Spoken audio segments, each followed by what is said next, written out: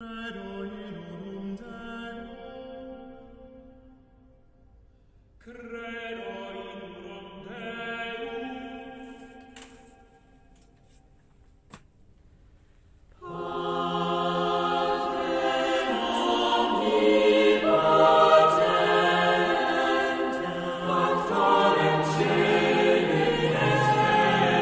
Bonjour et bienvenue dans ce nouvel épisode très particulier de Denkmal. Particulier pourquoi? Eh bien parce que j'aimerais vous expliquer pourquoi je suis attiré comme cela, avec autant de vigueur, pour cette période de 1798 à 1799. Parce que cette période présente de nombreux bouleversements pour cette confédération des 13 cantons. Il y a de la lâcheté, il y a du courage, de l'héroïsme, il y a des compromis et de grands bouleversements de la société de ce pays. Et de la souffrance, énormément. En allant en pèlerinage près de Schönbuhl, auprès du Denkmal, du monument du souvenir, du Grahholz, de cette fameuse bataille du 5 mars 1798, là où Berne a abdiqué et perdu, eh bien, quelques années plus tard, j'hérite des documents de mon oncle Charles Piton, sergent dans la gendarmerie fribourgeoise. Parmi ces affaires que j'ai héritées, notamment un képi de gendarmerie qui est à l'hôtel de ville chez le père Glosu à Genève, parmi d'autres képis du monde entier, eh bien il y a des documents. Il y a des dossiers de vieilles affaires criminelles et une enveloppe qui m'est particulièrement destinée et je découvre là un ancêtre, le lieutenant de cavalerie, le lieutenant Dragon Piton, de l'époque de 1798 à 1802. Il n'y a pas de hasard dans la vie. J'ai parcouru quelques documents et une directive m'est adressée par mon oncle Charles. Je dois me rendre, selon ses calculs, ses directives, dans une ville du canton de Fribourg, dans le district de la Glane, à Romont. Je dois m'y rendre un jour bien précis, en espérant qu'il y ait du soleil et à un emplacement du château, là où à 15 heures le soleil va briller, à l'aide d'une pelle, je dois creuser le sol au pied du grand hêtre et j'y découvrirai un secret.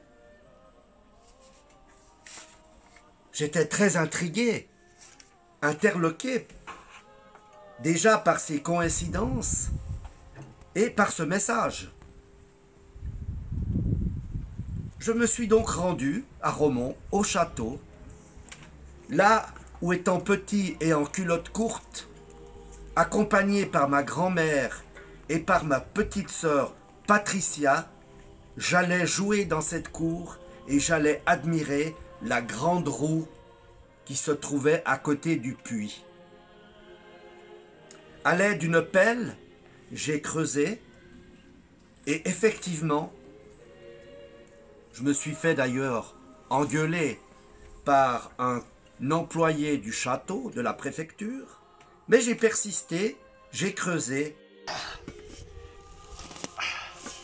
Ah non, de chien, elle est dure, hein. Oncle Charles, Je sais pas pourquoi tu m'as donné tes archives. Mais je vais y arriver. Ah, ah, là. Il y a quelque chose.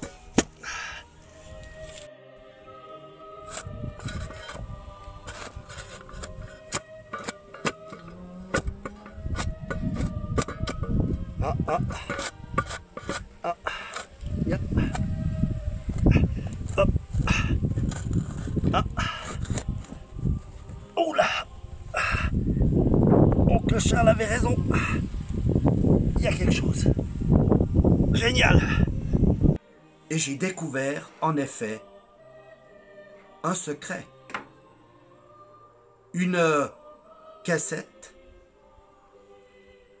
Une boîte qui contenait une correspondance.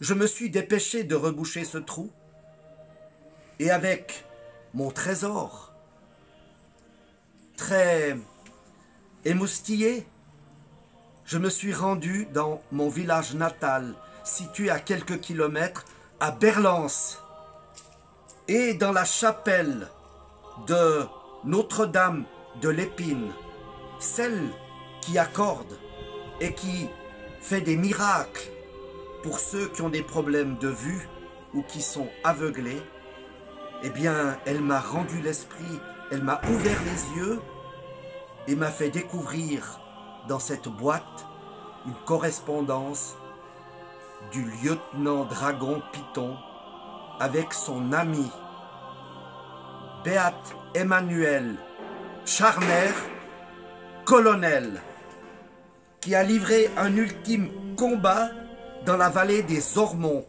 vallée qui se trouve dans le canton de Vaud, mais qui à l'époque était une vallée bernoise.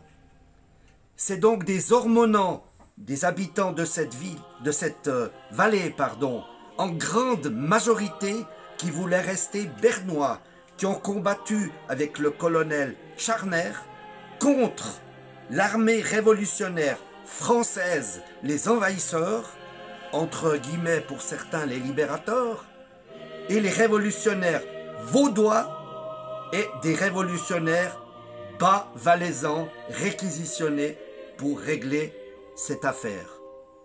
Eh bien, c'est dans un prochain épisode de Denkmal, le combat des Ormonts, que je vais vous narrer cette bataille.